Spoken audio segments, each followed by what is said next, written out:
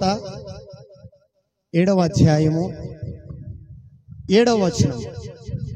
అడుగుడి మీకు ఇయ్యబడును, అడుగుడి మీకు ఇయ్యబడును, వెదుకుడి మీకు దొరుకును, వెదుకుడి దొరుకును, తట్టుడి మీకు తీయబడును, తట్టుడి మీకు తీయబడును, అడుగు ప్రతివాడును పొందును, అడుగు ప్రతివాడును పొందును, వెదుకువానికి దొరుకును, తట్టువానికి తీయబడును. చాలు, హల్లెలూయా. మొదటి భాగాన్ని మనం ధ్యానం చేద్దాం. చాలా సార్లు మనకు అత్యంత సుపరిచితమైన వాక్యము ఏది? ఈ యొక్క అడుగుడి మీకు ఇయ్యబడును, వెదుకుడి దొరుకును, తట్టుడి తీయబడును అనే ఒక వాక్యం. అయితే అడుగుడి మీకు ఇయ్యబడును అని ఎవరు చెప్తున్నారు? ఈ యొక్క మాట అంటే సాక్షాత్తు దేవుడే తన ప్రజలతో అంటున్నాడు, అడుగుడి మీకు ఇయ్యబడును. ఏది అడుగుతావు? నీకు ఏదైతే అవసరతగా ఉంటుందో, ఏదైతే అక్కరగా ఉంటుందో, ఏదైతే దేవుణ్ణి అడగాలనుకుంటామో అది మీరు గనుక సూటిగా స్పష్టముగా ఏమాత్రము సందేహం లేకుండా గనుక మీరు నన్ను అడగగలిగితే అది మీకు ఇయ్యబడుతుంది. హల్లెలూయా అని దేవుడే సాక్షాత్తు చెప్తున్నాడు. చాలా సందర్భాలలో మనుషులు చెప్పిన మాటను ఏం చేస్తామంటే గట్టిగా పట్టుకుంటాం. నువ్వు నన్ను ఏదైనా అడుగు అని చెప్పేసి ఎవరైనా మనతో బంధువులు కావచ్చు, స్నేహితులు కావచ్చు, మనం అత్యధికంగా ప్రేమించిన వ్యక్తులు కావచ్చు, మన కొలీగ్స్ కావచ్చు, మన ఇరుగు పొరుగు వారు కావచ్చు, ఏమంటారంటే ఏదైనా నీకు అవసరం ఉన్నప్పుడు నన్ను అడగమనగానే మనం అడుగుతాం. హల్లెలూయా. కానీ అంతకంటే మిక్కిలిగా ఆయా సందర్భాలలో నీకు వాళ్ళు అడగమని చెప్పేసి తీరే టైంకు నీకు అవసరం ఉన్నప్పుడు నువ్వు అడిగినప్పుడు నీకు సహాయం చేయలేని స్థితిలో వాళ్ళు ఉండొచ్చు. కానీ దేవుడట ఆయన అడుగుమని ఎందుకు చెప్తున్నాడనంటే మీకు ఇయ్యబడునని ఎందుకు మాట్లాడుతున్నాడంటే ఆయన చెప్పిన మాటను తప్పని దేవుడు. హల్లెలూయా. ఏదైతే మాట ఇస్తాడో, ఏదైతే వాగ్దానం ఇస్తాడో ఆ వాగ్దానాన్ని నెరవేర్చగలిగిన సామర్థ్యం కలిగిన వాడు. వాగ్దానంలో నుంచి నెరవేర్చలేని వారిని నమ్ముతున్నావు కావచ్చు ఆయా సందర్భాలలో. కానీ ఈ రోజు నుంచి ఒకవేళ వాగ్దానంలో నుంచి నెరవేర్చువాడు ఆయనను గనుక మనం నమ్మి అడగడానికి సిద్ధపడితే నిశ్చయముగా దేవుని ద్వారా పొందుకోగలుగుతాము. హల్లెలూయా. అయితే మరి ఎందుకు అడగాలి? ఆయనను మాత్రమే ఎందుకు అడగాలి? అయ్యా మాకు మనుషులు ఉన్నారు, మాకు బంధువులు ఉన్నారు, మాకు స్నేహితులు ఉన్నారు, మరి వాళ్ళని ఎందుకు అడగకూడదు? దేవుణ్ణి మాత్రమే ఎందుకు అడగాలి? అయితే కొరింథీ రాసిన మొదటి పత్రిక 1వ అధ్యాయంలో 9వ వచనంలో ఒక మాట ఉంటుంది, చదువుకుందాం. మొదటి కొరింథీయులకు రాసిన పత్రిక 1వ అధ్యాయము 9వ వాక్యం. దయచేసి ఒకరు చదివి సహాయం చేయండి.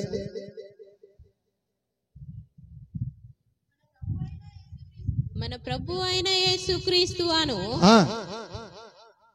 తన కుమారుని సహవాసమునకు మిమ్మును పిలిచిన దేవుడు నమ్మదగిన వాడు. చాలు, హల్లెలూయా. ఏంటిదట? మన ప్రభు అయిన యేసుక్రీస్తు అన్న తన కుమారుని సహవాసమునకు మిమ్మును పిలిచిన వాడు. ఎవరిని? మనల్ని పిలిచిన వాడు నమ్మదగిన వాడు. మనల్ని పిలిచిన దేవుడట నమ్మదగిన వాడు. లోకంలో ఉన్నప్పుడు లోక సంబంధమైన ఆచారాలలో, లోక సంబంధమైన పద్ధతులలో, లోక సంబంధమైన అలవాట్లలో, లోక సంబంధమైన కార్యకలాపాలలో ఉంటున్న మనల్ని దేవుడట ఎక్కడికి పిలిచినాడట? తన కుమారుడైన యేసుక్రీస్తు యొక్క సహవాసానికి పిలిచినాడు. హల్లెలూయా.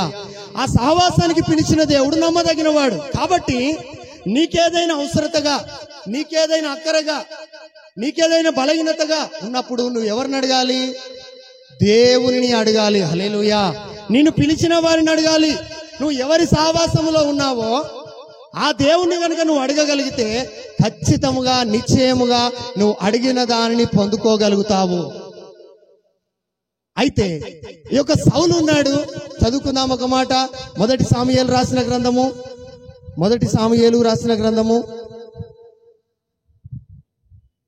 17వ అధ్యాయము 23-24 వచనం.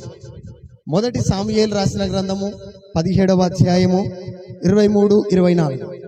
అతడు వారితో మాట్లాడుచుండగా గాతువాడైన ఫిలిష్తీయుడైన గిల్గాదు అను శూరుడు ఫిలిష్తీయుల సైన్యములో నుండి వచ్చి పై చెప్పిన మాటలు చొప్పున పలకగా దావీదు వినను. ఇశ్రాయేలులందరూ ఒక మనుష్యుని చూచి మిక్కిలి భయపడి వాని ఎదుట నుండి పారిపోగా.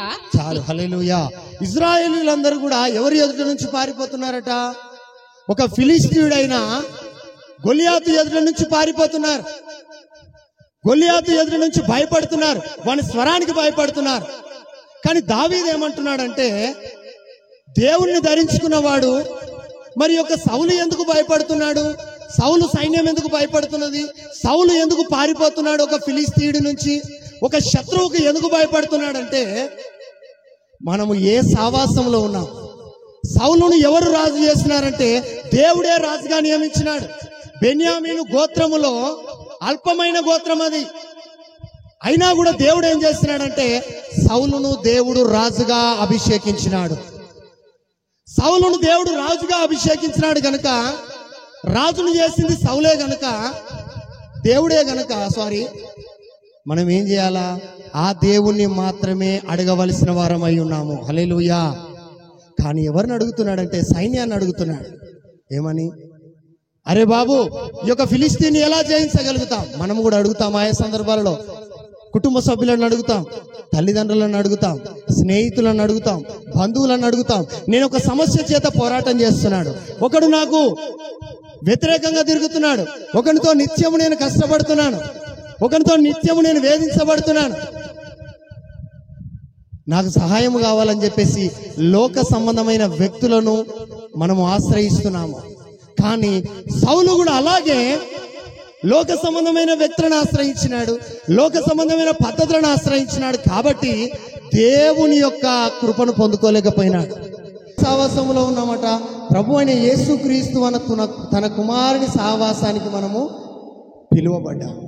ఎవరు పిలిచినారంటే దేవుడు మనల్ని పిలిచినాడు. ఆ పిలిచిన దేవుడు నమ్మదగిన వాడు. ఆ నమ్మదగిన వానినే నువ్వు అడగాలి. హల్లెలూయా. మనము లోక యొక్క సౌలు అంటున్నాడు, ఎవరిని అడుగుతున్నాడు? సైన్యం మీద ఆధారపడుతున్నాడు. యుద్ధానికి ఎవరి మీద ఆధారపడుతున్నాడు? సైన్యం మీద ఆధారపడుతున్నాడు. సైన్యం మీద ఆధారపడ్డాడు కాబట్టి, కత్తుల మీద ఆధారపడ్డాడు కాబట్టి, వాళ్ళకున్న ఆయుధాల మీద ఆధారపడ్డాడు కాబట్టి, ఒక ఫిలిస్తీయుడైన గొలియాతుకు భయపడే స్థితి, ఒక ఫిలిస్తీయునికి భయపడే స్థితి. ఈరోజు చిన్న చిన్న సమస్యలకే మనం భయపడుతున్నాం. కారణం ఏంటిదంటే మనం ఎవరి మీద ఆధారపడుతున్నామంటే లోకం మీద ఆధారపడుతున్నాము, లోక సంబంధమైన వాటి మీద ఆధారపడుతున్నాము. కాబట్టే మనము ఈ యొక్క పారిపోయే పరిస్థితి, సమస్య దగ్గర నుంచి పారిపోతున్నాం. కానీ దావీదు అంటున్నాడు, ఈ యొక్క సమస్య దగ్గర నుంచి మీరు ఎందుకు పారిపోతున్నారు అన్నప్పుడు వాళ్ళు అంటారు, వాడు చాలా బలవంతుడు, వాడు చాలా యుద్ధ విద్యాభ్యాసం కలిగిన వాడు, వాడితో మనం యుద్ధం చేయలేం, వాడితో మాట్లాడలేం, వాడితో మనం పోట్లాడలేం అంటున్నాడు. మీలో ఎవరైనా నాతో పోట్లాడొచ్చు అనగానే ఎవ్వరు కూడా పోట్లాడలేని స్థితిలో, ఎవ్వరు కూడా వాడిని ఎదుర్కోలేని స్థితి. మన జీవితంలో కూడా ఆయా సమస్యలను మనం ఎదుర్కోలేని పరిస్థితులు ఏర్పడతాయి. కానీ ఈ యొక్క దావీదు అంటున్నాడు, ఎందుకు దావీదు ఎదుర్కోగలిగినాడంటే నన్ను పిలిచిన దేవుడు నమ్మదగినవాడు, నన్ను ఏర్పాటు చేసుకున్నవాడు నమ్మదగినవాడు కనుక నేను ఖచ్చితంగా వానితో పోట్లాడతానని చెప్పేసి వారిని పోట్లాడి గొప్ప విజయాన్ని ఈ యొక్క ఇశ్రాయేలులకు ఆ యొక్క దావీదు అనుగ్రహించినాడు. హల్లెలూయా. ఈరోజు మనము కూడా ఒకవేళ మనల్ని పిలిచిన దేవుడు నమ్మదగినవాడు అనే విషయాన్ని మనం గమనిస్తే నిశ్చయంగా మనం పోట్లాడగలుగుతాం, ప్రతి సమస్యను జయించగలుగుతాం, ప్రతి బంధకాల నుంచి విడిపించబడగలుగుతాం. కాబట్టి ఇంకొక మాట చదువుకుందాం మనము. ఈ యొక్క కీర్తనల గ్రంథము 20వ అధ్యాయము 7వ వచనం. కొందరు గుర్రములను బట్టి అతిశయపడుదురు. మనమైతే మన దేవుడైన యెహోవా నామమును బట్టి అతిశయపడుదుము. హల్లెలూయా. కొందరు దేన్ని బట్టి అతిశయపడతారట? గుర్రములను బట్టి, కొందరు రథములను బట్టి, కొందరు డబ్బును బట్టి, కొందరు వాళ్ళకున్న పలుకుబడిని బట్టి, కొందరు వాళ్ళకున్న అధికారాన్ని బట్టి అతిశయపడతారట. మరి మనమైతే దేనిని బట్టి అతిశయపడాలి? దేవుని నామమును బట్టి. హల్లెలూయా. దేవుని నామాన్ని బట్టి నువ్వు అతిశయిస్తే, దేవుని నామాన్ని బట్టి నువ్వు అతిశయించగలిగితే నిశ్చయముగా విజయం పొందగలుగుతావు. దావీదు ఎవరి నామాన్ని బట్టి అతిశయిస్తున్నాడు? దేవుని నామాన్ని బట్టి అతిశయించినాడు కాబట్టి ఫిలిస్తీన్ని ఎదుర్కోగలిగినాడు. ఈరోజు మనము కూడా దేవుని నామాన్ని బట్టి మాత్రమే అతిశయిస్తే నిజముగా మనము కూడా ఫిలిస్తీను లాంటి సమస్యలను నిశ్చయముగా ఎదుర్కొని గొప్ప విజయాన్ని పొందుకోగలుగుతాం. కాబట్టి ఈ యొక్క దానియేలు రాసిన గ్రంథము 2వ అధ్యాయము 10వ వచనం. దానియేలు రాసిన గ్రంథము 2వ అధ్యాయము 10వ వచనం. అందుకు కల్దీయులు ఇలాగూ ప్రత్యుత్తరం ఇచ్చిరి, భూమి మీద ఏ మనుష్యుడును రాజు అడిగిన సంగతి చెప్పజాలడు. ఏ చక్రవర్తియు అధికారియు శకున గాని యొద్దకు, గారడి విద్య గాని యొద్దకు, కల్దీయుల యొద్దకు ఇట్టి సంగతి విచారింప లేదు. చాలు, హల్లెలూయా. ఈ యొక్క నెబుకద్నెజర్ రాజుకు ఒక కల వచ్చింది. ఒక కల రాగానే ఆ కలకు భావము తెలవాలని చెప్పేసి ఆయన దగ్గర ఉన్న జ్ఞానులందరినీ కూడా హెచ్చరించినాడు. జ్ఞానులందరినీ హెచ్చరించగానే ఆ జ్ఞానులలో వాళ్ళందరూ కూడా శకునగాన్లు, గారడి విద్య గలవారు వీళ్ళందరూ కూడా వెతకడం ప్రారంభించినారు. దేనికి సమాధానము? కలకు ఒక భావాన్ని వెతికినారు. హల్లెలూయా. కలకు భావాన్ని వెతుకుతున్నారు. కానీ ఎంతకు కూడా ఈ యొక్క కలభావాన్ని కనుక వాళ్లకు అనుగ్రహించబడట్లేదు. కలభావం వాళ్ళకు రాకపోయేసరికి టెన్షన్తో, వేదనతో, ఒక బాధతో ఎక్కడికి వచ్చినారు? రాజులతోకి వచ్చి అంటున్నారు, ఓ రాజా, ఏ మనుషుడు కూడా నువ్వు చెప్పిన కలకు భావము చెప్పేవాడు లేడు. ఏ మనుషుడు చెప్పలేడు. ఏ శకునగాళ్ళు కూడా చెప్పలేకపోతున్నారు. ఏ గారడి విద్య కలిగిన వాళ్ళు కూడా చెప్పలేకపోతున్నారు. మేము ఎక్కడ చూసినా కూడా ఎండమావులో మాత్రమే కనబడుతున్నది కనుక మనుషుల సహాయము వలన నీవు చెప్పిన కలకు భావము రావడం అనేది అసాధ్యము. హల్లెలూయా అని చెప్పగానే రాజు అంటున్నాడు, రాజు త్వరగా స్పందించి, మీరు జ్ఞానులుగా ఉంటున్నారు, మీరు శాలరీ తీసుకుంటున్నారు, నా దగ్గర పనిలో ఉన్నారు, ఖచ్చితంగా మీరు చెప్పాలి. ఒకవేళ మీరు చెప్పకపోతే మిమ్మల్ని సంహరించేస్తాను. ఆయా సందర్భాలలో మనకు కూడా సమస్యలు ఎలాగొస్తాయంటే, ఒకవేళ ఇప్పుడు నువ్వు కనుక ఈ పని చేయకపోతే ఏ మనుష్యుడు కూడా మనకు సాల్వ్ చేయలేని పరిస్థితులు కూడా మనకి ఏర్పాటవుతుంటాయి. ఏ మనుష్యుడు కూడా సాల్వ్ చేయలేడు. ఏ వ్యక్తి కూడా సాల్వ్ చేయలేని సమస్య. చాలామంది మనం అంటుంటారు, నువ్వు చేయలేవు, నీ వల్ల కాదు అని చెప్పేసి అనొచ్చు. కానీ ఈ యొక్క దానియేలుకు ఈ యొక్క సమస్య కూడా వినబడుతున్నది. హల్లెలూయా. దానియేలుకు ఏం వినబడుతున్నది అంటే ఈ యొక్క సమస్య వినబడుతున్నది. ఏ సమస్య? ఈ యొక్క కలభావం విషయము చెప్పడం ఈ యొక్క సమస్య పెద్ద సమస్యగా మార్చబడ్డది. ఆ యొక్క సమస్యతో కొట్టుమిట్టాడుతూ దానియేలు అంటున్నాడు, దానియేలు దగ్గరికి వచ్చేసి, ఈరోజు నిన్ను నీ స్నేహితులను కూడా చంపేస్తారట, ఈరోజు నీవు నీ స్నేహితులు కూడా చనిపోతారట, రాజు జ్ఞానులందరినీ చంపేస్తాడట అనగానే భయముతో వణుకుపోతూ మనుషులను ఆశ్రయించి, రాజులను ఆశ్రయించి కాళ్ళ వేళ్ళ పడి వాళ్ళను ఆశ్రయించలేదు. కానీ త్వరపడి ఏం చేస్తున్నాడంటే దేవుని సన్నిధికి వెళ్ళిపోయినాడు. హల్లెలూయా. దేవుని సన్నిధికి వస్తున్నాడు. ఎందుకు దేవుని సన్నిధికి వస్తున్నాడు? దేవుడు ఏమంటున్నాడు? అడుగుడి మీకు ఇయ్యబడును. దేవుడు నాకు వాగ్దానం ఇచ్చిన దేవుడు. అడగమంటున్నాడు, నేను అడగడానికి సిద్ధపడతా. వీళ్ళందరూ ఎవరిని అడిగినారు? మనుషులను అడిగినారు, జ్ఞానులను అడిగినారు, గారడి విద్య కలిగిన వారిని అడిగినారు, శకునగాళ్ళను అడిగినారు. కానీ నేను అడిగే వ్యక్తి ఒక ఆయన ఉన్నాడు, ఆయనే జీవము కలిగిన దేవుడు. హల్లెలూయా. బబులోను సామ్రాజ్యములో, ఈ యొక్క బబులోను సంస్థానంలో నన్ను ఒక స్థానంలో నిలబెట్టింది, నన్ను ఒక ఉద్యోగంలో నియమించింది ఎవరు? జీవము కలిగిన దేవుడు. ఆ జీవము కలిగిన దేవుడే నన్ను యొక్క స్థానంలో నిలబెట్టినాడు. కాబట్టి ఇప్పుడు కూడా ఆ దేవుడే నన్ను విడిపిస్తాడని చెప్పేసి ఏమాత్రము సమయాన్ని వేస్ట్ చేయకుండా త్వరపడి ఎక్కడికి వెళ్ళిపోతున్నాడంటే దేవుని సన్నిధికి వెళ్ళి, దేవుని సన్నిధిలో ఆయన వెళ్ళి ఏం చేస్తున్నాడు? దేవుని సన్నిధికి వచ్చేసి తన స్నేహితులను పిలిచి తన స్నేహితులతో అంటున్నాడు, మన యొక్క ప్రాణాపాయ స్థితి వచ్చి, మన ఈరోజు అవమానపరచబడే స్థితి, మనం ఈరోజు గాయపరచబడే స్థితి. కాబట్టి ఈరోజు మనం ఏదేమైనా మంచిదే, కానీ మనం ఏం చేయాలా? దేవుని సన్నిధిలో నుంచి అడిగి ఒక విషయానికి సమాధానం పొందుకోవాలి. అది ఏ విషయమో కాదు, ఆ కళకు భావం రావాలి. ఎవ్వరు కూడా చెప్తే భావం రావట్లే. కాబట్టి ఈరోజు ఏదేమైనా మనం భావాన్ని కనుక్కోవాలనే ఉద్దేశంతో ఈ యొక్క దానియేలు త్వరపడి దేవుని సన్నిధిలో అడగడం ప్రారంభించాడు. హల్లెలూయా. దానియేలు వచ్చి ఏమంటున్నాడంటే, మనుషుల దగ్గరికి, వాళ్ళ దగ్గరికి, వీళ్ళ దగ్గరికి వెళ్ళి వేదన పడతాడు. మనకు కూడా ఇలాంటి సందర్భాలు అనేకులు ఎదురవుతాయి. మన నిత్య జీవితంలో మన పిల్లలను కూడా మనం మార్చలేని స్థితి, మన కుటుంబాన్ని మనం మార్చుకోలేని స్థితి, మన యొక్క ఆర్థిక పరిస్థితిని గాడిలో పెట్టలేని స్థితి, మన ఎదుట ఉన్న సమస్యతో పోరాడి విజయం సాధించలేని స్థితులు ఇలా ఏర్పడ్డప్పుడు ఈ యొక్క దానియేలు ఏమంటున్నాడు, ఈయన దానియేలు దగ్గరికి, దానియేలు కూడా ఈ యొక్క సమస్య వినబడగానే దానియేలు త్వరగా పోయి, ఏ దేవుడైతే ఈ యొక్క సంస్థానంలో ఒక ఉద్యోగంలో నియమించినాడో, ఏ దేవుడైతే ఈ యొక్క ఉద్యోగంలో నన్ను నియమించినాడో ఆ దేవుణ్ణి నేను అడుగుతాను. హల్లెలూయా. ఈరోజు నువ్వు కూడా అనుకోవాలి, నీకు కూడా దానియేలు లాంటి పరిస్థితులు ఏర్పడవచ్చు, ఎదురైతే. అంటే ఎప్పుడు అని అంటే ఆ యొక్క సమస్య మన దగ్గరికి వినబడ్డప్పుడు మనకు ఒక టెన్షన్, ఒక వేదనతో కూడిన పరిస్థితి ఏర్పడుతుంది. అప్పుడు మనం అనుకుంటాం, మనుషులను ఆశ్రయించి వాళ్ళ దగ్గరికి వెళ్ళి, వీళ్ళ దగ్గరికి వెళ్ళి, ఈ యొక్క సమస్యకు నాకు సాల్వేషన్ కావాలి, ఈ డబ్బు నాకు అవసరతగా ఉన్నది, ఈ యొక్క పరిస్థితి నుంచి నేను విడిపించబడాలి. కానీ దానియేలు అంటున్నాడు, నన్ను ఈ యొక్క సంస్థానంలో నిలబెట్టినవాడు, నన్ను ఈ యొక్క సంస్థానంలో ఒక అధికారిని చేసినవాడు నమ్మదగినవాడు. హల్లెలూయా.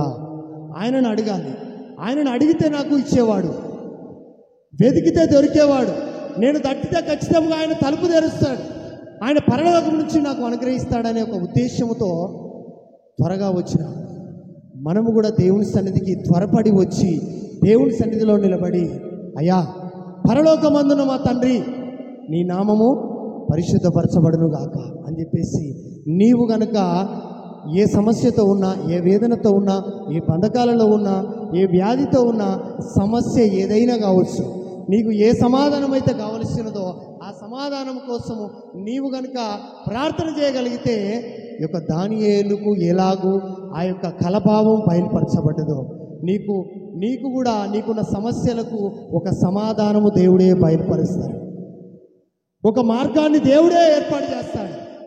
అన్ని మార్గాలు మూసుకోకపోయవచ్చు, కానీ ఒకవేళ నువ్వు దేవుణ్ణి వేడుకుంటే దేవుడు నిశ్చయముగా నీకు మార్గాన్ని తెరవడానికి సిద్ధముగా ఉన్నాడు. హల్లెలూయా.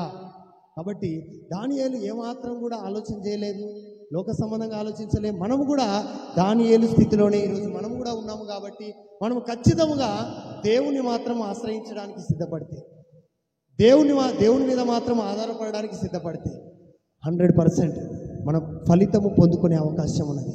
ఎందుకంటే వాగ్దానములను ఇచ్చిన దేవుడు ఎవరట? నమ్మదగినవాడు. ఏం వాగ్దానం ఇచ్చినాడంటే, నేను విడువను, నేను ఎడబాయను, నేను పిలిచిన దేవుడు నమ్మదగినవాడు.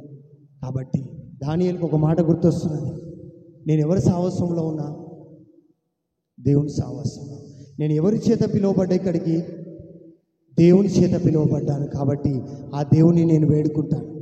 అదే సౌలు అనుకుంటున్నాడు, నేను ఎవరి చేత రాజుగా ఎంచబడ్డానంటే దేవుని చేత ఎంచబడ్డా కదా అనే విషయాన్ని కనుక ఒకవేళ సౌలు గమనించగలిగితే నిశ్చయంగా ఫిలిస్తీని ఎదుర్కొనేవాడు. ఈరోజు సౌలు ఎదుర్కోలేదు, కానీ దానియేలు ఎదుర్కొన్నాడు. కారణం ఏంటంటే, దానియేలు గుర్రాలను బట్టి, రథాలను బట్టి అతిశయించలేదు. దానియేలు ఆ యొక్క దేవుని మీద మాత్రమే ఆధారపడ్డాడు. తన స్నేహితుల దగ్గరికి వచ్చేసి ఏం ప్లాన్లు వేస్తున్నాడు? అరే బాబు, మీకు కూడా తెలిసిందేమని ఉంటే చెప్పండిరా, మీకు కూడా తెలిసిందేమని ఉంటే చెప్తే మనం అందరం కలిసి రాజుకు యొక్క కలభావాన్ని చెప్దాం. నువ్వు ఒక టైప్లో ఆలోచన చేయి, నేను ఒక టైప్లో ఆలోచన చేస్తా. మనది ఏదైనా తప్పిపోయింది అనుకో, మనం ఏం చేస్తాం? నలుగురం ఉన్నామనుకో, మనం స్నేహితులం, నలుగురం ఉన్నామనుకో, మన కుటుంబ సభ్యులం. ఏమంటామంటే, అరే బాబు నువ్వు ఇటు సైడ్ వెళ్ళు, నువ్వు అటు సైడ్ వెళ్ళు, నువ్వు ఆ సైడ్ వెళ్ళు, నేను ఈ సైడ్ వెళ్ళా, నేను ఇలాగ ఆలోచిస్తా, నేను వాళ్ళని కలుస్తా, నువ్వు వీళ్ళని కలువు, ఇలాంటి. కానీ దానియేలు వచ్చి నలుగురితోటి, నువ్వు ఇలా కలుగురా, నువ్వు అలా కలుగురా బాబు, నేను ఇలా కలుస్తా అని చెప్పేసి వాళ్ళతో ఇలా చెప్పట్లే. కానీ వాళ్ళతో ఒకటే మాట, మన యొక్క పరిస్థితులు చాలా చిన్న భిన్నమైపోయినాయి, మన పరిస్థితి అంతా భీకరంగా మార్చబడ్డది. కాబట్టి ఇప్పుడు మనం వేడుకోవాల్సింది ఒక దేవుని మాత్రమే. హల్లెలూయా. ఒక దేవుని మాత్రమే మనము అడిగే దాన్ని బట్టి దేవుని దగ్గర నుంచి పొందుకోగలుగుతాం. ఈ యొక్క మందిర విషయంలో కూడా మేము చాలామంది వ్యక్తులను మేము అడిగినప్పుడు వాళ్ళు వచ్చేయమన్నారు తెలుసా? ఈ యొక్క 10వ వచనంలో రాయబడ్డట్టుగానే ఏ మనుష్యుడు కూడా మీకు సహాయము చేయలేడు, ఏ మనుష్యుడు కూడా మీకు మందిరాన్ని ఇవ్వలేడు, ఏ మనుష్యుడు కూడా మీకు అవకాశం ఇవ్వలేడు అన్నప్పుడు చాలా వేదన అనిపించింది, చాలా బాధగా అనిపించి మేము ఎక్కడికి వచ్చినామంటే దేవుని సన్నిధిలో నిలబడి దేవుని సన్నిధికి వచ్చి ప్రార్థన చేయడానికి సిద్ధపడి ఉన్నాము. ఎప్పుడైతే ప్రార్థన చేస్తున్నామో మమ్మల్ని పిలిచిన దేవుడు ఎవరట? నమ్మదగిన వాడు. కాబట్టి ఆ నమ్మదగిన వాడు పరలోకంలో నుంచి ఈ యొక్క స్వరాన్ని విని నిశ్చయముగా దేవుడు మాకు గొప్ప కార్యాన్ని జరిగించి ఈ యొక్క మందిరాన్ని అనుగ్రహించినాడు. హల్లెలూయా. కాబట్టి మన జీవితంలో కూడా మనము కూడా ఒకవేళ ఇలాగే మనం అడగడానికి సిద్ధపడితే, మేము అలాగనే అడిగినాం కాబట్టి ఈరోజు మనమందరం కూర్చొని దేవుని వాక్యాన్ని ధ్యానించగలుగుతున్నాం. ఈరోజు నీ జీవితంలో కూడా దానియేలుకు వచ్చిన సమస్యే కావచ్చు, మా జీవితంలో వచ్చిన అట్లాంటి సమస్యలే కావచ్చు, చాలా ఎదురవుతాయి. కానీ అడుగుడి మీకు ఇయ్యబడును అనే ఒక మాటను నువ్వు ఎప్పుడు కూడా మర్చిపోవద్దు. కానీ ఎలాగ అడగాలంటే అడిగే విధానంలో కూడా రకరకాలు ఉంటాయి. అడుగుతున్నాను కానీ వస్తుందో రాదో, ఇస్తాడో ఇయ్యడో అనే ఆలోచన కాదు. చదువుతున్నాను కానీ ఈ యొక్క చదువు నాకు ఉపయోగపడుతుందో లేదో, ప్రయాణం చేస్తున్నాను కానీ గమ్యం చేరుతానో లేదో, ఈ అపనమ్మకము కాదు. కానీ మార్కు సువార్తలో ఒక మాట రాయబడి ఉంటుంది, 11వ అధ్యాయం 23వ వచనములో, మీరు ఏదైతే అడుగుతారో అదంట ఎలాగ అడగాలంటే ఏమాత్రం సందేహింపక. హల్లెలూయా. ఏమాత్రం సందేహం అని ఉండొద్దు. నువ్వు ఏదైతే దేవుని సన్నిధిలో కూర్చొని అడుగుతావో దాంట్లో సందేహం ఉండదు.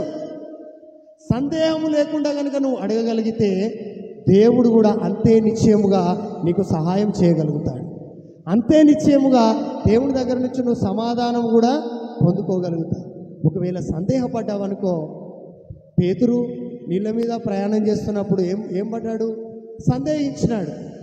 సందేహించనంత కాలము నడవగలిగినాడు. సందేహించినంత సేపు నీళ్ళ మీద అడుగుపెట్టినాడు.